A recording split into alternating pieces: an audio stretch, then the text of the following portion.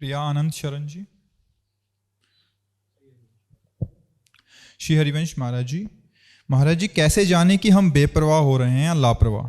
आश्रय के नाम पर भजन में प्रमाद और अपनी लापरवाही को जब गुरु आज्ञा का उल्लंघन होकर मनमानी आचरण होने लगे तो समझ लापरवाह हो रहे हैं, और जब प्रभु के हर विधान में संतुष्टता और भजन की तरफ गति है तो जानना चाहिए बेपरवाह हो रहे हैं। समझ रहे? गुरु आज्ञा शास्त्र आज्ञा का उल्लंघन करके मनमाना आचरण की जब हमारी वृत्ति हो तो हम लापरवाह हो रहे हैं, ठीक नहीं है। और जब हमारा नाम जब चल रहा हो और प्रभु के द्वारा दिए गए विधान में संतुष्ट हैं, चाहे ऐसी परिस्थिति है, जैसा कष्ट में जीवन है, कोई निंदा कर रहा है, अपमान कर रहा है और हम मस्त हैं, तो हम बेपरवाह हो रहे हैं भरोसे पे लाडली के। और जब हम मनमानी आचरण कर रहे हैं तो वो लापरवाह, उसका दंड मिलता है और इसमें इनाम मिलता है दासता का। लाडली लाल अपनी कुंज निकुंजों की सेवा परिचर्या करने का अधिकार दे देते हैं। समझ में? महेश श्रीवास्तव जी अफ्रीका से। सदगुरुदेव भगवान के श्री चरणों में कोटि कोटि प्रणाम। महाराज श्री, शरणागत मंत्र होठ बंद करके जपा जाता है, तो जैसे आप बताते हैं कि नाम पहले जिह्वा पर विराजमान होता है, फिर कंठ में आता है, फिर हृदय में समा जाता है, तो ये प्रक्रिया मंत्र के साथ भी संभव है? अब जिह्वा तो हिल रही, होठ बंद है, हम क्या जप रहे तुम नहीं जान रहे, पर ऐसा लग रहा है कुछ जप रहे हैं, तो जिह्वा तो काम कर रही ना। अब मंत्र जब पूरा जिह्वा शांत है, चल रहा है, अब मानसिक चल रहा है, एकदम मानसिक में मन नहीं लगता, उसका एक क्रम है। पहले जो है जिह्वा के अग्रभाग को हिलाते हुए मंत्र जप करे, फिर जब कंठ से जपा जाता है तो जिह्वा का अग्रभाग ऊपर के दांत के तालू में लगा लिया जाता है।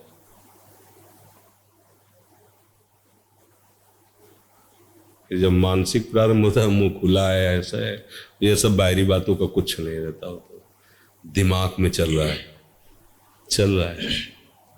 हम आपकी तरफ फेर रहे हैं, आपके चेहरे मंत्र दिखाई दे रहा है, इधर देख रहे हैं मंत्र दिखाई दे रहा है। वो बसा हुआ जो बस गया है ना, फिर वो और नीचे उतरता है, फिर रोम रोम में नस नाड़ियों में मंत्र नाम समा जाता है। देखो महापुरुषों, जहां भूमि में पग रख दिया वो भूमि बोल रही विट्ठल विट्ठल, जिस कंडे को छू लिया तो कंडा बोल रहा विट्ठल विट्ठल, हड्डियों में कान में लगाया तो निकल रहा विट्ठल विट्ठल, नाम समा गया है। मंत्र को ऐसे उच्चारण नहीं किया जा सकता जैसे हम राधा राधा राधा श्यामा श्यामा श्यामा, ऐसे मंत्र नहीं बोल। मंत्र ओठ बंद, नए उपासक को चाहे इसमें उसको लगेगा कि हम थक रहे हैं, ये केवल मन का भार है। घंटों प्रपंच की बात कर लो, कभी नहीं थकोगे, मन नहीं कहेगा थक गया। लेकिन अगर 1 घंटे जब करोगे तो आपको सिखाएगा माथा दर्द कर रहा है, जबान दर्द कर रही है, थोड़ा चैन ले, ये बेईमानी कर रहा है अंदर से मन। हम कह रहे 3-4 घंटे की फिल्म हो, आप बैठे हो, हजारों लोग बैठे हैं, आपको कोई परेशानी नहीं, 4 घंटे आप बढ़िया आराम से बैठ के देख सकते हो। लेकिन 40 मिनट अगर एकांत बैठ के या समाज में बैठकर नाम जप करना का, तो मन अंदर से परेशान करने लगेगा, बड़ा अंतराय है। तो इसको संभाले मन को पहले प्रारंभिक, क्योंकि मानसिक प्रारंभिक जप में नहीं आता है, ये तो सिद्ध कोटि के अंतर्गत आता है। जिसका मानसिक जप चलता है वो सिद्ध कोटि की अवस्था की तरफ पहुंच रहा है, उसका कोई प्रयास नहीं। जैसे पलके स्वाभाविक झपक रहे, श्वास स्वाभाविक निकल रही, ऐसे उसका स्वाभाविक सहज भजन होता है, सूरत योग। और वो बात भी कर रहा है तो अपने प्रीतम में ही है। जैसे हम आपसे बात कर रहे हैं, पर आपका यदि चित्त विषयों में आसक्त है, संसार में आसक्त है, तो आप बात हमारी सुन रहे हो, लेकिन अंदर की रील वहीं चलेगी संसार में। ऐसे सिद्ध भक्तों की आंतरिक रील प्रिया प्रीतम में चलती है, श्यामा प्यारी में। बातचीत भले व्यवहार की चेष्टा करते नजर आवे, उठते बैठते खड़े चलते फिरते खाते पीते, हर समय उनका काम ही नारी प्यार जिम लोभी जिम प्रिय दाम। हाँ, ऐसे जैसे कामी पुरुष कोई चेष्टा थोड़ी करता है, अंदर से उसका चिंतन कामनी का होता है। लोभी पुरुष धन के लिए कोई ध्यान लगाना कुछ ऐसा नहीं, स्वाभाविक उसका ध्यान धन में है। ऐसे ही परम धन प्रियालाल में उपासकों का मन समर्पित हो जाता है। इसलिए प्रारंभ में मन को छूट न दे, उसका अभ्यास जरूर करावे। और जहाँ कोई थोड़ा भजन करने लगता है तो मन उसको शिक्षा देने लगता है। मानसिक में बहुत लाभ है, और जहाँ मानसिक में आप थोड़ा करेंगे तो भाग जाएगा, वो खत्म वो प्रपंच में। क्योंकि मन से भजन करने का मतलब ठीक मन पंगु होकर उसी नाम में लगे, उसी मंत्र में लगे। और जब मन में प्रेम का आवेश हो जाता है फिर सब साधनों का फल मिल जाता है, और निरंतर भजन स्वयं मन करने लगता है। अब स्वयं मन श्री कृष्णमय हो जाता है, स्वयं मन प्रेममय हो जाता है। इसका कुछ ऐसा, इसमें जो रंग डालो वही रंग हो जाता है। जैसे काम आएगा तो मन काममय हो जाएगा, क्रोध आएगा तो क्रोध में हो जाएगा, और अगर मन में नाम डाल दिया ना तो मन नाम में हो जाएगा। श्याम डाल दिया तो श्याम में हो जाएगा, राम डाल दिया तो राम में हो जाएगा। इसका स्वरूप ही ऐसा मन का है, इसमें जो पकड़ा दो वो वही अपने में तन्मय कर लेता है। समझ जी क्या होता है जब आँख बंद करके करते हैं तो अंदर जिब्बे चलाने की आदत बनी नहीं, खाली नाक में कंपन महसूस होता है और गले तक तो जाने की बात बहुत दूर की। हाँ, तो इतना भी काफी है। ये नाक के जो स्वर से कटाक्ष होता है ना मंत्र का, ये भी अच्छा है, ये भी अच्छा है। बस ओठ बंद है, ये भी है। इसका भी अभ्यास किया है हमने शुरू में, इसलिए इसका भी परिचय है। श्वास की कटाक्ष, जैसे मतलब वो मानो नाक से जैसे गुनगुनाया जाता है तो गुनगुनाने में आवाज बाहर आती है, पर वो अंदर गुनगुना रहा है मंत्र को। उस श्वास की हल्की कटाक्ष से मंत्र उच्चारण होता है। ठीक है, अच्छा है, करते रहिए। लाभ वृद्धि मंत्र पर हो या रूप लीला चिंतन? हमारा सबसे पहला उद्देश्य होना चाहिए संसार का चिंतन छोड़ना। समझ रहे? हमें लाभ वृद्धि में नहीं देखना। हमारा सबसे बड़ा लाभ है एन केन प्रकारेण संसार शरीर का भोगों का चिंतन ना हो पाए। अब वो हमारा मन निरंतर नाम में लगता है कि मंत्र में लगता है कि रूप में लगता है कि लीला में लगता है। एक रस ये रह नहीं सकता, क्योंकि सिद्ध पुरुष होने। सिद्धावस्था जब आ जाती है तो अगर रूप में डूबा तो कई घंटे रूपे में डूबा है, नाम में डूबा तो कई घंटे नाम में डूबा हुआ है। लेकिन अपने लोग साधक हैं, तो इसीलिए अभ्यास योग युक्तेन, हमको ऐसे अभ्यास योग युक्त होना है चेतसा नान्यगामिना, कि हमारा चित्त कहीं और जाए ना। तो देख रहे हैं मंत्र से उठ के भाग रहा है तो नाम में लगा दिया, नाम से भाग रहा है, सत्संग सुनाने लगे, स्वाध्याय में लगा दिया, सेवा में लगा दिया। हमको अभ्यास योग युक्तेन चेतसा नान्यगामिना, हमारा चित्त संसार में कहीं जा न पाए, पहले ये बात रखनी है। और जब संसार में नहीं जाएगा तो फिर प्रभु में जब रहेगा तो सब बराबर है। उन्हीं प्रभु का रूप है, उन्हीं प्रभु की लीला है, उन्हीं प्रभु का नाम है, उन्हीं प्रभु का धाम है। समझ रहे हो? अब आपके अंदर जो वो भेजेंगे वो आ जाएगा। आपको क्या परेशानी? रूपाशक्ति भेजेंगे तो आप रूप छके घूमत रहे, तन को तनिक न भान, नारायण दृग जल बहे, यह प्रेम पहच, वो जो भेजेंगे आ जाएगा। अपने क्या मतलब है? वो अगर नाम की आसक्ति भेजेंगे, रोम रोम जब रग रग बोले, तब कछ स्वाद नाम को पावे, धाम तो खुली आंख से दिव्य वृंदावन आपको झलकने लगेगा। वो भेजते हैं, वो अपनी सामर्थ्य नहीं होती। प्रियालाल हमें देते हैं, हमें क्या करना है? अभ्यास योग युक्त चेतसा नान्यगा, हमारा चित्त कहीं चलायमान न हो, केवल एक प्रभु के नाम रूप लीला धाम, किसी में भी लगे। अभी हमारी प्रधानता इसमें लगे नहीं होनी चाहिए, हमारी प्रधानता इसमें ना लगे। संसार शरीर संबंध इसकी याद ना आवे, पहले इस पे आना चाहिए। समझ रहे ना? मूल प्रश्न यही है कि हमारे पास संसारिक काम करने के बाद जो हमारे पास 4-5 घंटे मिलते हैं तो उसमें हमारी असल बात, संसारिक काम को भागवतिक बिना बनाए बात नहीं बनेगी। अगर आप उसको संसारिक ही रखेंगे तो मतलब अधूरा रहेगा काम। हमें वो समय भी सार्थक करना है। देखो, जो काम हम करते हैं उसका हमारे अंदर संस्कार पड़ता है। जैसे आप 8 घंटे संसारिक काम किए, माना ये संसारिक काम है, और उसमें आप सावधान नहीं रहे, नाम जप नहीं किया, तो अब 2 घंटे जो आपको मिलेंगे ना, तो चाहे जितने चतुरता करो, वो 8 घंटे की रील 2 घंटे आपको चला के दिखाई जाएगी। आप लड़ते रहो, उस समय ना रूप का स्वाद होगा ना नाम का स्वाद होगा, केवल लड़ाई होती रहेगी। क्योंकि वो 4 घंटे 8 घंटे जो उसने सीन ली है ना, वो बड़ा चतुर है मन, वो वही भेजता रहेगा। उसने ऐसा क्यों कहा, ऐसा उसको किया, वैसा वैसे, वो चलाता रहेगा। अगर उसे भागवतिक माना प्रभु में समर्पित कर दिया तो उसकी पहचान है कि उसकी याद नहीं आनी चाहिए जो 8 घंटे किया। अब जो करना है, चाहे रूप में डूबो चाहे नाम में डूबो, बात समझ में आ रही है अच्छे से अंदर से। उसको जो समय आप संसार में व्यवहार में देते हैं, देना ही पड़ेगा। सबको देना पड़ता है, चाहे जितना बड़ा महात्मा हो उसको दर्शन देने के लिए आना पड़ता है, उसको सबसे बात करनी होती है, वो सबके दुख सुख की बातें पूछ करके उसको प्रभु में आकर्षित करता है, ये उसकी सेवा है। पर वो किसी से राग नहीं करता।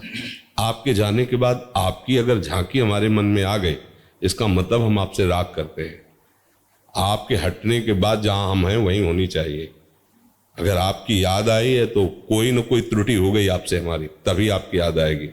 क्योंकि प्रेम जो होता है वो सच्चिदानंद प्रभु में होता है, राग जो होता है वो पांचभौतिक रचना में होता है। पांचभौतिक रचना की कोई भी याद आना वो राग की सूचना है। यदि प्रभु के संबंध से है तब तो ठीक है, और अगर ऐसे याद आती है तो वो राग है, और जहाँ राग है वहां फिर अनुराग का मार्ग बाधित करने वाला है। क्योंकि ये राग जब वैराग्य में बदलता है तभी अनुराग का प्रादुर्भाव होता है। समझ पा रहे हैं आप जी? महाराज जी, नाम या मंत्र जप में संख्या की अपेक्षा उसके चिंतन की प्राथमिकता है। हाँ, यही। तो जैसा कि पूर्व में सुना है कि निज मंत्र के लिए 18 लाख जप होना चाहिए, तो उसका निर्वहन कैसे होगा महाराज? हाँ, मतलब उसका निर्वाह का मतलब है आदमी को लगाना, समझो।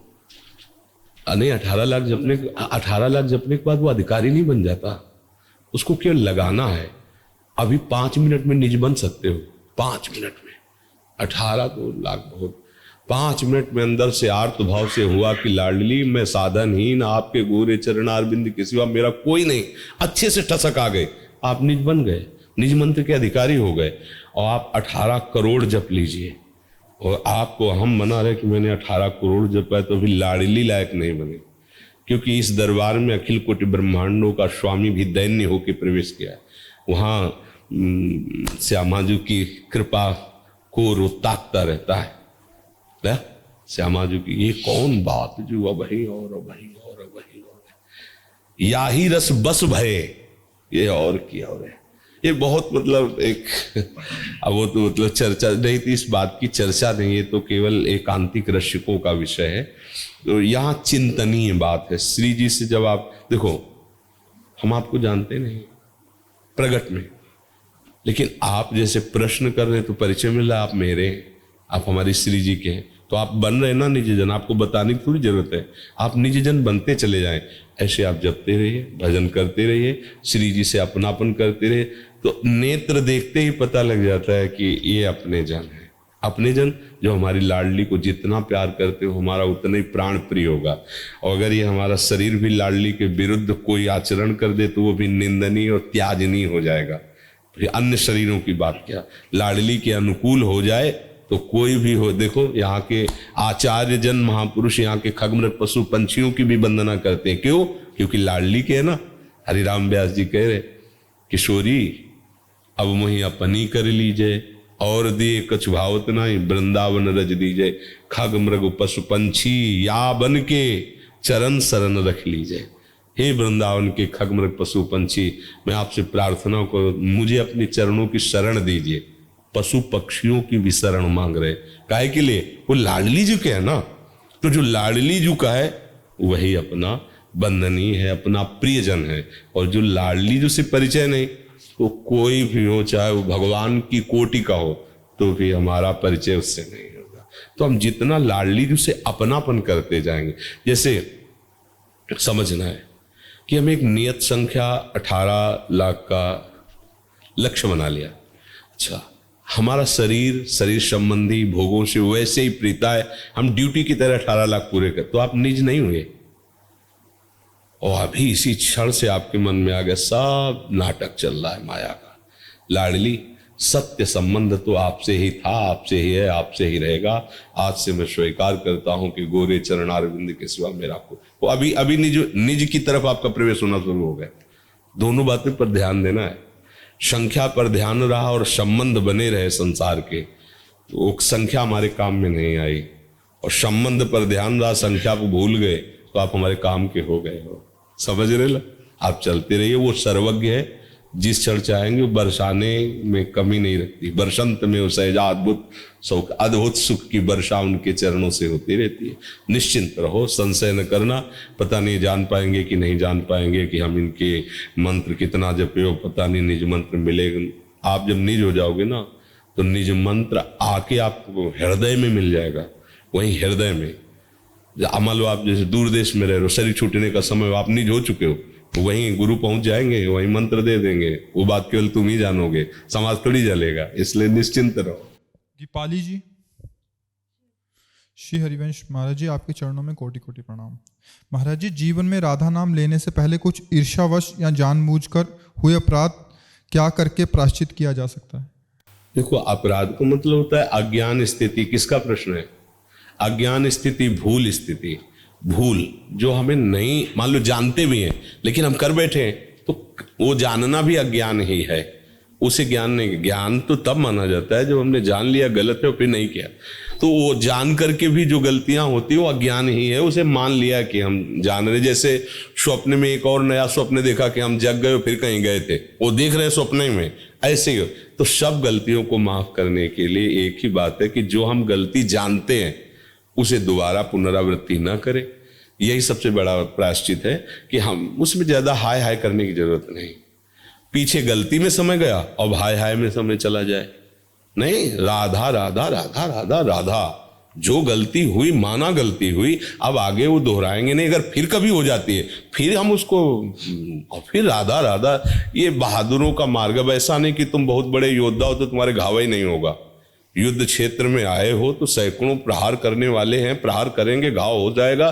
तो आप इतनी ज्यादा माथापच्ची नहीं लड़ानी कि ऐसा क्यों। अच्छा, ये ऐसे बलवान योद्धा है, कोई साधारण तो है नहीं। काम, क्रोध, लोभ, मोह, मद, मत्सर, ये ऐसे महान योद्धा हैं कि पूरे विश्व को परास्त किए हैं, और आप इनको परास्त करने के लिए हरि के बल से चले। तो ऐसा नहीं कि आप बिल्कुल कोरे निकल जाएंगे, 2-4 तो घाव होंगे ही होंगे।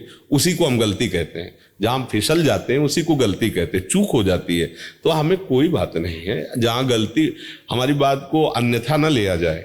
जहां गलती हुई है तो गलती के समय में हम भगवत विस्मृत रहे हैं, इसीलिए गलती हुई है। उसकी मेन कमजोरी, उसकी मेन गलती, हम प्रभु से महत्व हटाकर किसी भोग, वस्तु, व्यक्ति पर महत्व कर लिया, तभी हमसे गलती होती है। अब हम उसका सुधार करें। क्या हाय, हमसे ऐसा क्यों हो गया, ये सेकंड गया, अब इसका क्या प्रायश्चित होगा? राधा राधा राधा, इसी गलती से वहां गलती हुई थी, जो भगवत विस्मरण हो गया। जितनी भी गलतियां होती है उसका सबका कारण मुख्य होता है भगवान का विस्मरण होना। प्रभु का कहे हनुमंत विपति प्रभु सोई, जौ तो सुमिरन।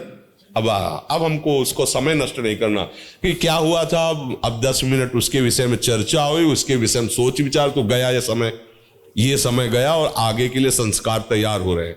हमारे जो 10 मिनट में उसका चिंतन हुआ ना, नवीन संस्कार वो आगे गिराने के लिए तैयार हो। हमें इस दुश्मन को मौका नहीं देना, उसकी याद ही खत्म करनी है। जो पीछे हुआ उसकी याद ही खत्म करनी है, और श्री जी की याद हमें बढ़ानी है। श्री जी की जब याद रहेगी तो कोई पापी नहीं होगा। ये काम तभी होता है, कोई भी गलती पहले चिंतन होता है उसका। आप देखना, कोई भी पाप कर्म करने के पहले उसका चिंतन होता है, चिंतन से उसका संकल्प बनता है, संकल्प से फिर क्रिया होती है। इतना लंबा चैप्टर तुम सह गए, अरे जब स्फुरण हुआ था उसी समय गला दबा देते तो सब बात बन जाती। तो क्यों नहीं दबा पाए? क्योंकि गला दबाने की ताकत आती भजन से, और वो है नहीं। तो किसी से भी गलती हो सकती हो, उस गलती को तो ऐसे मिट्टी डालो, आगे बढ़ो। राधा राधा राधा राधा राधा राधा राधा। जहां अगर फिर चूक हो जाए, देखो इसमें बहुत बड़ी मंजिल है, ये बहुत बड़ी चढ़ाई है।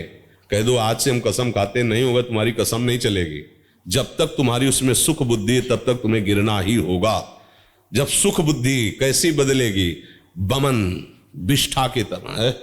अब जैसे कोई बढ़िया खीर बना के दे, कान में आके कोई विश्वसनीय आदमी कहते खाना मत, जहर है, अब आप नहीं खा सकते, उसमें किशमिश चिरौंजी सब पड़ी नहीं। ऐसे गुरुजनों ने बता दिया कि ये माया जनित जितने भोग हैं ये सब विष के समान है, इनको मत खाना। तो ब्रह्मादिक के भोग सब विषम लागत ताई, नारायण ब्रज चंद की लगन लगी है जाए।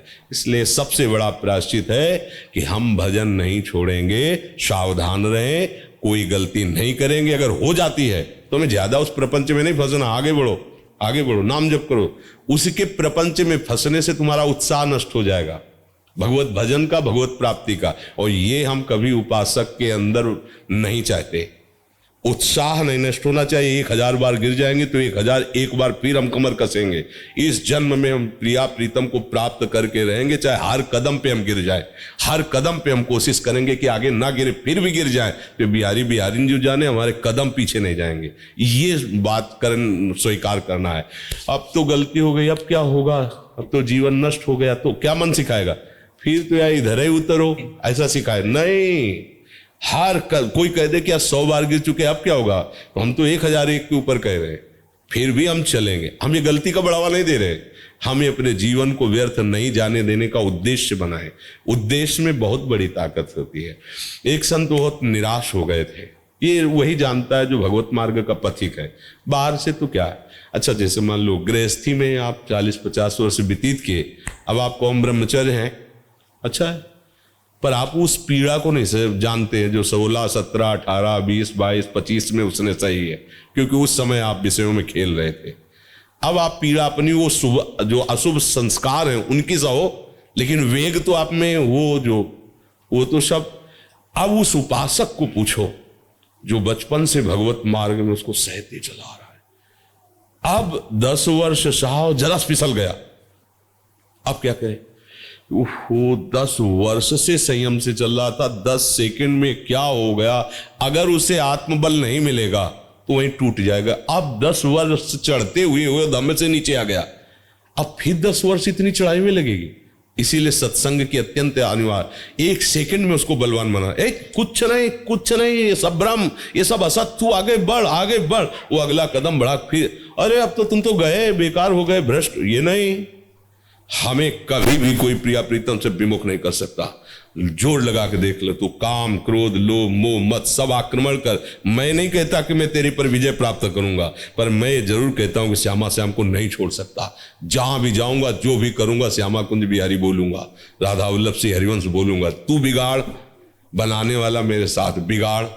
ऐसे लड़ा जाता। ऐसे कोई कह दे कि काम विजय, तो भगवान शंकर की भी समाधि भंग कर दी, औरों की तो बात चल तो इसलिए तो मतलब इस बात को समझना होगा। अब जैसे बाहरी संसारी आदमी है ना, वो तो है, अरे भाई समझो यार, तुम 10 दिन नहीं रह सकते जैसे साधु रहता। 10 दिन साधुता को नौटंकी समझा जाता है आजकल। साधुता नौटंकी नहीं होती, और नौटंकी करने वाला कभी साधु नहीं होता। दोनों बातें एक अलग अलग। साधुता ऐसी बिल्कुल चढ़ के मैं तुरंग पर चली वो पावक माए, क्या मन को मार, तुम्हें सब सुविधा दे दी जाए, केवल तुम्हारी वासनाओं की पूर्ति में बाधा डाल दी जाए, तो आप छोड़ के भाग जाओगे, छोड़ के रात में भाग जाओगे।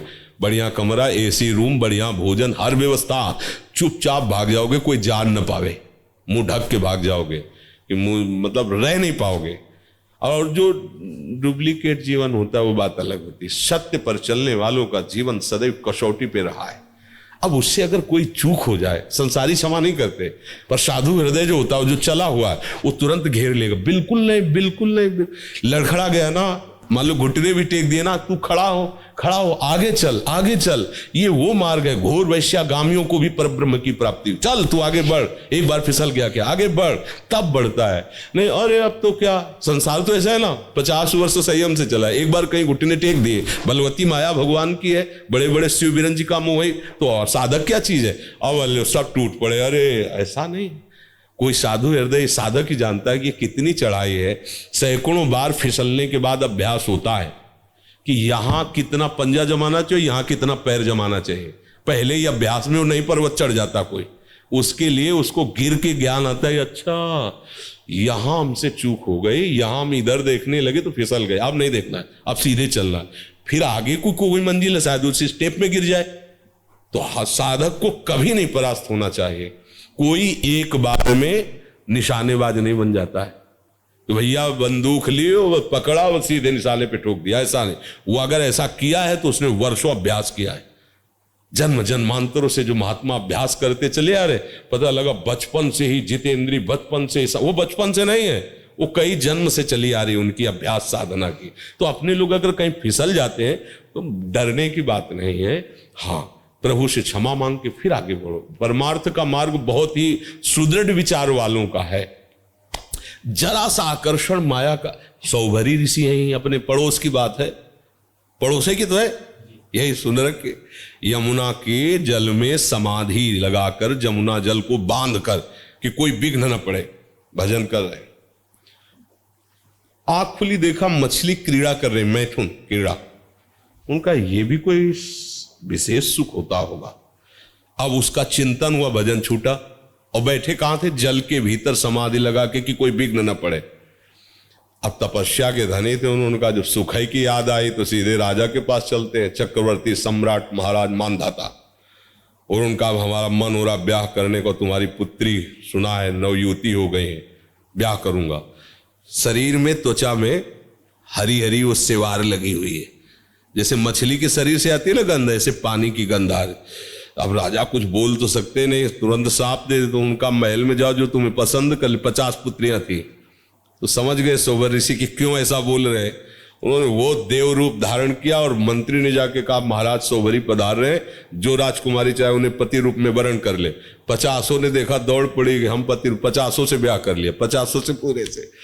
तब उन्होंने जब 50 से ब्याह किया, फिर जब उन्हें होश आया, तब उन्होंने एक श्लोक का गान किया, संगम त्यजेत मिथुन व्रतिनाम मुमुक्षु सर्वात्मना न विसजेत बहिरेन्द्रियाणि एकश्चरण रहस्य चित्त मनंती से युंजीत तद व्रति साधुश्चेत प्रसंगा।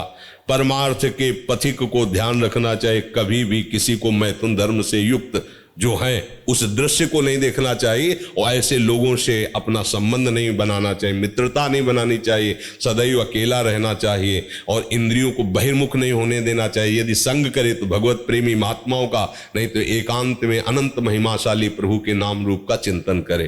तो उनको ध्यान आया कि मैं फंस गया यार, बहुत बुरा फंस गया। ऐसा नहीं कि ये माया अपने लोग तो मच्छर हैं इन महापुरुषों के सामने। 2 सेकंड भी जल में ऐसे नहीं बैठ सकते, बीच में क्यों है ऐसे, अगर तो नीचे डूब जाएंगे, और 1 मिनट बाद सांस न ली तो मर जाएंगे। वो तो समाधि में बैठे थे, जल में ही बांध करके, उनको भी माया ने डिगा दी। उपासक को कभी घबराने के हम बढ़ावा नहीं दे रहे, तो ये भी बात समझ ला, हम बढ़ावा नहीं दे रहे विषय की तरफ, हम भगवत प्राप्ति के लिए उत्साहहीन नहीं होने देंगे। चाहे जितने बुरे हैं पर अपने प्रभु के हैं, एक दिन ये बुराइयां नष्ट होंगी। क्योंकि जैसे अंधकार में हम फंस गए हैं, पर भरोसा सूर्य का किया, तो जब सूर्य उदय होगा तो अंधकार का नामो निशान नहीं रहेगा। भगवान मंगल भवन है, भगवान सर्वबलशाली है। जिस समय उनकी कृपा को हमारे ऊपर होगी, उस समय हम निर्विकार होकर उनके परम पावन भक्त बन जाएंगे। भगवान का भरोसा हम छोड़ने वाले नहीं, उनका नाम छोड़ने वाले नहीं, चाहे जैसी। तो जब ऐसी वृत्ति आएगी तो ऐसे प्रभु ले लेते, करऊं सदा तिनके रखवारी, जिम बालक राखे महतारी। जी अतिन जी, श्री हरिवंश। गुरुदेव, मैं हरिदासी संप्रदाय से दीक्षा लेना चाहता हूँ, क्योंकि मैं हरिदास जी को गुरु रूप से देखता हूँ। लेकिन जब भी मैं स्थान में जाता हूँ तो मुझे कोई सत्संग नहीं मिल पाता। मैं सत्संग आपका सुनता हूँ। क्या किसका है? मेरा मन राधा रानी के नाम में लगता है। देखो, बात ये समझनी है कि जो स्वामी जी की उपासना है ना, श्यामा कुंज बिहारी, ये लोक धरातल से बहुत ऊंचाई पर है। मान लो आप टटिया स्थान जाओ और अपने में रंगे मिलेंगे, तो दुनिया से थोड़ी मतलब है। उन महात्माओं में इतने सामर्थ्य क्यों कर उनके चरणों का आश्रय मात्र ले लोगे तो मन बुद्धि को श्यामा प्यारी कुंज बिहारी में लगा देंगे। नहीं, हमारे गुरु जी कभी प्रवचन नहीं करते महाराज जी, केवल उनके चरण आश्रय से ही सारी बात समझ में आ गई नित्य विहार की। प्रिया प्रीतम कभी बैठाल के ऐसे जैसे हम आपको समझा रहे हैं ऐसे कभी बोलते नहीं, कभी नहीं बोलते। कभी कोई बात भी अगर सेवा में जब थे कोई बात भी, तो शब्द 2 शब्द ऐसे बस, हर समय निरंतर प्रिया प्रीतम में रमण। तो ये कोई खास बात नहीं कि वहाँ सत्संग नहीं होता तो हम कैसे समझ पाएंगे। नहीं नहीं, कुंज बिहारी श्री हरिदास जपो, अपने आप सब समझ में आ जाएगा। केलीमाल जी का पाठ करो और रसिकों का संग करो, चरण रज का सेवन करो महात्माओं की। ये सामर्थ्यशाली महात्मा है, इनके वचनों की तरफ मत देखो, हाँ इनकी चरण रज की तरफ देखो। इनकी चरण रज में सामर्थ्य कि श्यामा प्यारी कुंज बिहारी से अनुराग हो जाएगा, प्रवचन की जरूरत ही नहीं है। समझ में आ रहा है? हाँ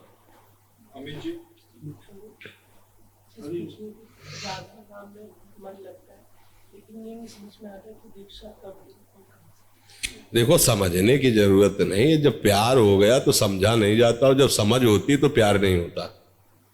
जब बुद्धि काम करती तो ये डिपार्टमेंट जो दिल का है ना, वो छुपा रहता है, और जब दिल काम करता है तो डिपार्टमेंट बंद हो जाता है। बस दोनों तुम मत चलाओ, इसीलिए तुम परेशान हो रहे हो। तुम्हारे दोनों चल रहे हैं, दोनों मत चलाओ। एक डिपार्टमेंट को गौड़ करो, एक प्रधान करो। जब दिल ने स्वामी हरदास जी को पसंद कर लिया तो फिर अब कोई परवाह नहीं। नरक मिले स्वर्ग मिले, क्या बोलूं क्या पढ़ूं क्या समझूं, सब छोड़ो। जो श्री हरदास चाहेंगे वही होगा। श्री हरदास श्री हरदास श्री हरदास रटो, हो जाएगा सब काम। अब पसंद है ये, देखना वो चाहते हैं, सुनना वो चाहते हो, ब्याह उससे करना चाहते हैं, ये सब बातें ठीक नहीं है। जिससे ब्याह करे वही घर पसंद होना चाहिए, और उसी के सब स्वभाव और आचरण पसंद होने चाहिए। एक का वर्ण करो, मन वचन कर्म से उसकी मित्रता को स्वीकार करो, बात बन जाएगी। समझ में आया जी? महाराज जी, हम अगर श्री चतुरासी जी में दिए गए पदों के अनुसार मन से लीला बनाकर स्मरण का अभ्यास कर सकते हैं, उस समय में हमें साधना में सफलता मिलेगी क्या? पूरे शरीर में सहचरी भाव बनाना मुश्किल लग रहा है। पूरे शरीर में, पूरे शरीर का त्याग करना होता है यार। कुछ लोग ऐसे लेते हैं, लाली लिपस्टिक चोड़ी लगता है, ये सब ड्रामा है। इसे एक स्थिति, परमहंसों की अंतिम भूमिका, ये जो सहचरी भाव है, बड़े बड़े परमहंसों से भी अगोचर स्वरूप। जैसे ना दास शांत भाव, दास्य भाव, शक्य भाव, वात्सल्य भाव, गोपी भाव, फिर सहचरी भाव, चरम अवस्था का है स्वरूप। ये देह भाव के चिंतन से थोड़ी होता है कि हम ऐसे नाम जप करो, मंत्र जप करो, सेवा करो, गुरु प्रसाद से धीरे धीरे जब देह भाव से ऊपर स्थिति, पांचों भूले देह सूर्य छठे भाव नारा, आगे आगे तब बढ़ती बढ़ती चली जाएगी। नाम जप करो, खूब भजन करो। पहली बात रखो कि शरीर के जो निषिद्ध भोग हैं उनको स्वीकार मत करो, और नाम जप करते हुए साधु सेवा, जैसे वृंदावन आए हो तो यहाँ पशु पक्षियों की कभी 10-20 रुपए के चने ही लेकर ऐसे बंदरूप डाल दोगे ना, बहुत बड़ी बात है। प्रभु जी, कल मैं सेवा कुंज गया था ना, तो बंदर को चना खिलाया अपने हाथों से। नहीं, हाथों से काट लेंगे, फिर दूर से सीधा नहीं काटा। नहीं, अब कभी मान लो उनको गुस्सा आ गई तो काट ले, तुम कहोगे कि बाबा ने शिक्षा दी थी इसलिए काट। दूर से ऐसे बता, हम इसलिए कहते हैं ना कि गृहस्थ हो, कुछ ऐसे सेवा कर दी और नाम जप करो, भजन। ये भाव, सहचरी भाव ऐसे नहीं है कि हम ऊपर से, ये ऊपर वाला नहीं। स्थूल शरीर, सूक्ष्म शरीर, कारण शरीर, तीनों शरीरों का त्यागी तब सहचरी भाव की तरफ प्रवेश पाता है। तुम समझते हो स्थूल शरीर को सहचरी भाव, स्थूल शरीर, सूक्ष्म शरीर, कारण शरीर, तब उसे भाव दे के, ये बहुत बड़ी अवस्था है। इसीलिए गुरु प्रसाद से आती है, ये ऐसे मनमानी आचरण करने से नहीं आते हैं। नाम जप करो, भजन करो। और 84 जी या केलीमाल जी, इनके पदों के चिंतन करने का अधिकार अभी नहीं है। अभी तो केवल गान करो, खूब मंत्र जप करो, सेवा करो, कभी कभी भागवत पढ़ा करो, श्रीमद् भागवत, वो आपके अंदर ज्ञान विज्ञान लावे। प्रथम सुने भागवत भक्त मुख भगवत बानी, गीता जी सुनो, भागवत सुनो। चतुरासी जी का गायन करो, चिंतन करने का अधिकार हो, आगे चलकर स्वयं चतुरासी जी देती है, आचार्य देते हैं, तब वो बात समझ में आती है। अभी पुरुष शरीर में हम है, अभी गलत भावना बन सकती है। पहले जो हमारी आज्ञा आचार्यों की है वो माननी चाहिए। शरीर भाव पहले गलित होना चाहिए। अभी तुम पुरुष शरीर में, अगर कहीं ऐसी वैसी बात मन में अटक गई तो फिर गड़बड़ हो जाएगा। आराध्य देव के प्रति दोष दर्शन होने लगेगा। इसलिए